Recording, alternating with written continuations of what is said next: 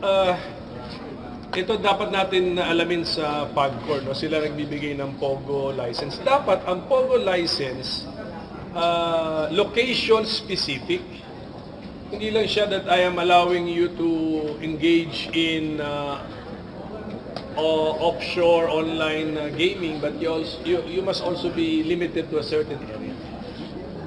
Tama po ba, sir? Dapat nga ba talaga ilipat dun sa, ay layo sa military base? Do you think they could be, co-workers could be Yeah, ilayo sa military bases, ilayo sa eskwelahan, ilayo sa simbahan, may mga ganyang basic rules. And then siguro yung reasoning na ilayo sa military bases dahil baka may high-tech equipment na ginagamit doon. So it makes sense.